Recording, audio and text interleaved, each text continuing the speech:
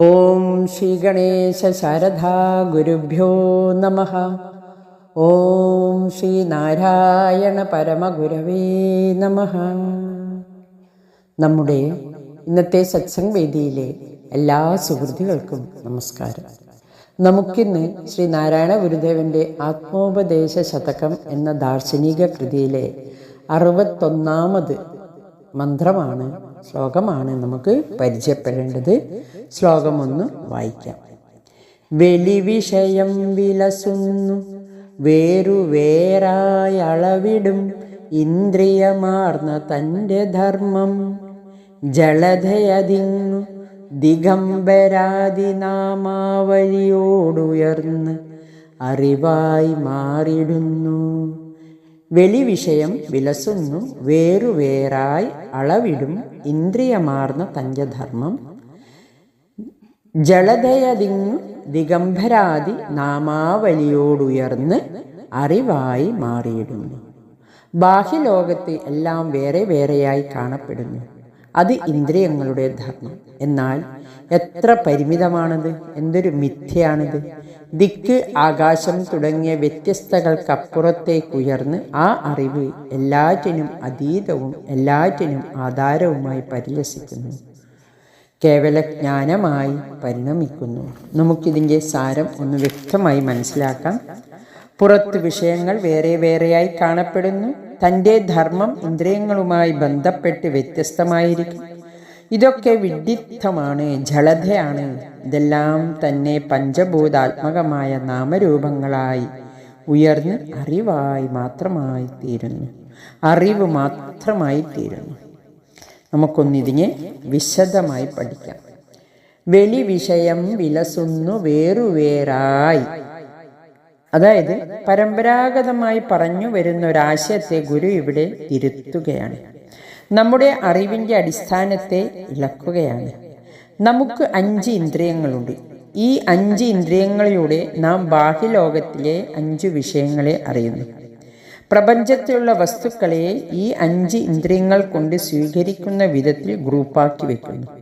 കണ്ണ് രൂപത്തെ കാണുന്നു, കാതുകൊണ്ട് ശബ്ദങ്ങൾ കേൾക്കുന്നു, നാവുകൊണ്ട് രസത്തെ അറിയുന്നു, മൂക്കുകൊണ്ട് ഗന്ധത്തെ അറിയുന്നു, ത്വക്കുകൊണ്ട് സ്പർശനം അറിയുന്നു.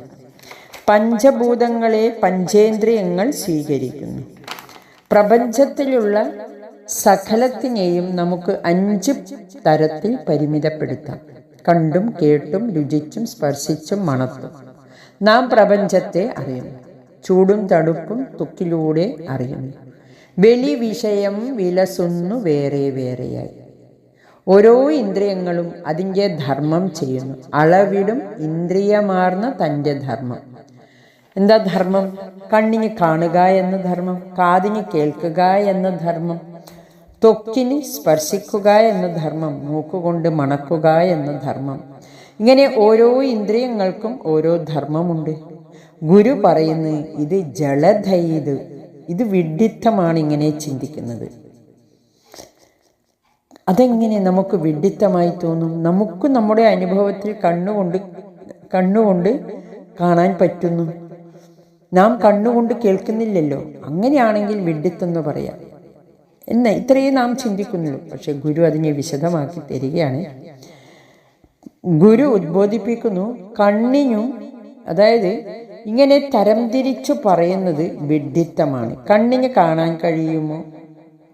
അതൊരു ഇന്ദ്രിയമാണ്, ഉപകരണമാണ്.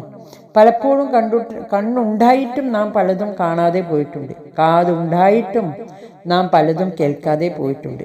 മൂക്കുണ്ടായിട്ടും നാം മണക്കാതെ പോയിട്ടുണ്ട്. നാവുണ്ടായിട്ടും പലതും രുചിക്കാതെ ഭക്ഷണം വിഴുങ്ങിയിട്ടുണ്ട്. എന്താണ് കാരണം? നാം കാണുന്ന വിഷയങ്ങളിൽ നമ്മുടെ ശ്രദ്ധ ഇല്ലെങ്കിൽ ഇന്ദ്രിയങ്ങളാകുന്ന കണ്ണിനും കാതിനുമൊക്കെ ഒന്നും ചെയ്യാൻ കഴിയില്ല.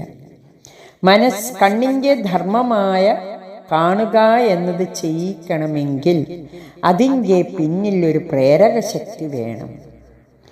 മനസ്സിൻ്റെ സാന്നിധ്യം അവിടെ ഉണ്ടാകണം. കണ്ണു മനസ്സാകുന്ന കണ്ണതിന്. ഇപ്പം മനസ്സാകുന്ന കണ്ണുണ്ടെങ്കിൽ മാത്രമേ ഇന്ദ്രിയങ്ങൾക്കെല്ലാം പ്രവർത്തിക്കാൻ പറ്റുള്ളൂ. ഇന്ദ്രിയങ്ങളെ പ്രവർത്തിപ്പിക്കുന്നത് മനസ്സാണ്. മനസ്സില്ലെങ്കിൽ ഇന്ദ്രിയങ്ങൾ വെറും നിരർത്ഥകമാണ്. ഗുരു പറഞ്ഞ വസ്തുത ഒന്നുകൂടി ഇവിടെ വ്യക്തമാക്കി പഠിക്കാം. ഇത് കുട്ടികൾ ഇന്ന് കുട്ടികൾ പ്രകൃതിയെ അറിയുന്നില്ല. അവർ ഏത് സമയത്തും മൊബൈലിലാണ്. ഭക്ഷണം കഴിക്കുമ്പോൾ അവർ രുചി അറിയുന്നില്ല. മൊബൈലിലാണ് എല്ലാവരുടെയും മനസ്സ്. ഇന്ന് ആരും ഒന്നും കാണുന്നില്ല. മൊബൈലിൽ എല്ലാം കാണുന്നു.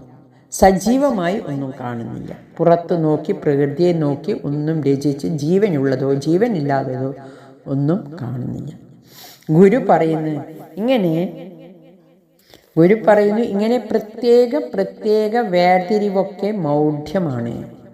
മനുഷ്യരുടെ ശ്രദ്ധ പൂർണ്ണമായും അവർ ചെയ്യുന്ന പ്രവൃത്തിയിൽ നിന്ന് മാറിയത് കാരണം ആരും ഒന്നും കാണുന്നില്ല, ആസ്വദിക്കുന്നില്ല. ആരും ഒന്നും കേൾക്കുന്നില്ല, ആസ്വദിക്കുന്നില്ല. മനസ്സാന്നിധ്യത്തോടു കൂടി ഇന്ദ്രിയങ്ങൾ വിഷയങ്ങളെ സ്വീകരിക്കുമ്പോഴാണ് നാം ആസ്വദിക്കുന്നത്. മനസ്സാന്നിധ്യമാണ് പ്രധാനം. പ്രപഞ്ചത്തെ ആസ്വദിക്കണമെങ്കിൽ മനസ്സുണ്ടാവണം. കണ്ണിന് കണ്ണ്, മനസ്സാകുന്ന കണ്ണ്. ഇന്ദ്രിയങ്ങളെ ഇങ്ങനെ വേറെ വേറെ വെച്ചിരിക്കുന്നു എന്ന് പറയുന്നത് വെഡിത്തമാണ്, ജളതയാണ് എന്നാണ് ഗുരു പറയുന്നത്. പക്ഷെ നാം സാധാരണ മനുഷ്യർ പ്രപഞ്ചത്തെ അറിയുന്നത് ഇന്ദ്രിയങ്ങൾ കൊണ്ടാണ്. 5 ഇന്ദ്രിയങ്ങൾ കൊണ്ട് ശബ്ദ, സ്പർശ, രൂപരസഗന്ധം എന്നിവ അനുഭവിക്കുന്നു. ഇത് ജളതയാണെന്ന് ഗുരു പറയുന്നു, വിഡ്ഢിത്തമാണെന്ന് ഗുരു പറയുന്നു. ജളതയതിങ്ങ് ദിഗംബരാദി നാമാവലിയോടുയർന്ന് അറിവായി മാറിയിടുന്നു. ദിഗംബരാദി നാമാവലിയോടുയർന്ന് അറിവായി മാറിയിടുന്നു എന്നാണ് പറയുന്നത്. അതായത് ദിഗംബര എന്ന് പറഞ്ഞാൽ എന്താണ്? ആകാശം. ദിഗംബരാദി ആകാശം മുതലായ പഞ്ചഭൂതങ്ങളായി, ആകാശം, വായു, അഗ്നി, ജലം, ഭൂമി, അങ്ങനെ പഞ്ചഭൂതങ്ങളായി മാറിയിട്ട് ഉയർന്ന് അറിവായി മാറിയിടുന്നു. പഞ്ചഭൂതങ്ങളെ അറിവായി മാറുന്നു. ഇത് ഒരു അടിസ്ഥാനപരമായ ഒരു അറിവാണ്. അറിവ് പഞ്ചഭൂതങ്ങളായി മാറിയതാണ്. പ്രപഞ്ചത്തിലെ സകലതും പഞ്ചഭൂതാത്മകമായി മാറുന്നു. ഏകമായ അറിവ് പഞ്ചഭൂതാത്മകങ്ങളായി, പിന്നെ വൈവിധ്യമായ പ്രപഞ്ചത്തിന് പഞ്ചഭൂതങ്ങൾ കാരണമായി മാറുന്നു. ഗുരു നമ്മെ ഏകത്വത്തിലേക്ക് നയിക്കുന്നു. ഉള്ളിൽ നിന്നാണ് തുടങ്ങേണ്ടത്. വിദ്യാഭ്യാസം എന്ന് പറഞ്ഞ് നാം ചെയ്യുന്നത് എല്ലാം അകത്തോട്ട് എടുക്കുകയാണ്. എന്നാൽ വിദ്യാഭ്യാസം എന്ന് പറഞ്ഞാൽ ഉള്ളിൽ നിന്ന് പുറത്തേക്ക് എടുക്കുന്ന വിദ്യയാണ് വിദ്യാഭ്യാസം. Education is the manifestation of the perfection. മനുഷ്യന്റെ ഉള്ളിലുള്ള പൂർണ്ണതയെ പുറത്തേക്ക് കൊണ്ടുവരാനുള്ള ഉപാധിയാണ് വിദ്യാഭ്യാസം, അകത്തേക്ക് കയറ്റലല്ല. മനുഷ്യനിൽ പൂർണ്ണതയുണ്ട്.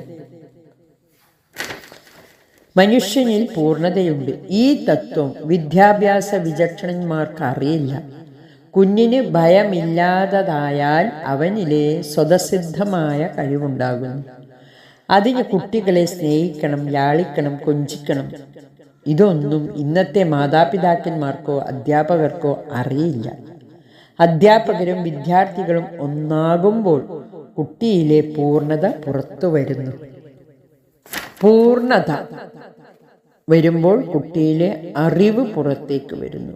സ്വന്തം മനസ്സിനെ കുറിച്ച് യാതൊരു ധാരണയില്ലാത്തവരാണ് ഉപദേശകരായിരിക്കുന്നത്. ഗുരു പറയുന്ന ജളത, വിഡ്ഢിത്തം ഇന്ന് സമൂഹത്തിൽ നമുക്ക് ഏതു മേഖലയിലും കാണാം. സ്വന്തം മനസ്സിനെ അറിയാത്തവൻ മറ്റുള്ളവരെ ഉപദേശിക്കുന്നു. അതുകൊണ്ട് ഇന്ദ്രിയങ്ങൾ അവരുടെ ധർമ്മം നിർവഹിക്കണമെങ്കിൽ അവിടെ മനസ്സിൻ്റെ ഇടപെടലുകൾ ഉണ്ടാകണം. കണ്ണുകൊണ്ട് കാണണമെങ്കിൽ അവിടെ മനസ്സു വേണം. അതിനാൽ ഗുരു പറയുന്നു, നാം തരംതിരിച്ച് വെക്കുന്ന ഇന്ദ്രിയ വിഷയങ്ങളെ അകത്തുള്ള, അതായത് ഉള്ളിലുള്ള മനസ്സ് അറിയുന്നു. അകത്തു നിന്ന് പുറത്തേക്ക് പോയ മനസ്സ്, ഏകാത്മകമായ മനസ്സ്, ഏകമായ മനസ്സ് പുറത്തെ സങ്കീർണതയെ, വൈവിധ്യമായ പ്രപഞ്ചത്തെ അറിയുന്നു. ഏകത്വത്തിൽ നിന്ന് നാനാത്വം നാം അറിയുന്നു. ഈ മനഃശാസ്ത്രം കൂടുതൽ പഠിക്കണം. സമൂഹത്തെ കൈകാര്യം ചെയ്യുന്നവർ നിയമം നിർമ്മിക്കുമ്പോൾ മനഃശാസ്ത്രം പഠിക്കണം, ആത്മതത്വത്തെ അറിയണം. വിദ്യാഭ്യാസ മേഖല പ്രത്യേകിച്ച് തത്വചിന്തകൾ പഠിക്കണം. ഇതൊന്നും പഠിക്കാതെ ഉണ്ടാക്കുന്ന നിയമങ്ങളും ആചാരങ്ങളും സമൂഹ നിയമങ്ങളും സമൂഹത്തെ നശിപ്പിക്കുന്നു. വിദ്യാഭ്യാസത്തിൻ്റെ അടിസ്ഥാനം തെറ്റുന്നു. മൂല്യങ്ങളെ, നന്മകളെ തെറ്റായി വിലയിരുത്തി നശിപ്പിക്കുന്ന സമൂഹമാണിന്നുള്ളത്. എല്ലാ വിഷയങ്ങളും ചിന്താത്മകമായാൽ, എല്ലാ വിഷയങ്ങളും തത്വചിന്താത്മകമായാൽ ഉന്നതമായ മൂല്യങ്ങൾ നിറഞ്ഞ സമൂഹമായി മാറാം. മനുഷ്യൻ പൂർണ്ണനാണ് എന്ന തത്വത്തിൽ ഉറപ്പിച്ച് അറിയുക. പ്രപഞ്ചത്തിലെ സകലതും പഞ്ചഭൂതാത്മകമായി നാമരൂപങ്ങളായി മാറി പിന്നീട് അറിവെന്ന ഏകത്വത്തിൽ വിലയം പ്രാപിക്കുന്നു എന്നാണ് ഗുരു ഈ ശ്ലോകത്തിലേക്കൂടി നമുക്ക് പഠിപ്പിച്ചു തരുന്നത്, ഉപദേശിക്കുന്നത്. ഇത് ഉൾക്കൊള്ളാൻ നാം പര്യാപ്തരാകണം. അതിന് ഗുരു കൃപ ഉണ്ടാവട്ടെ. നമഃശിവായ. ഹരി ഓം.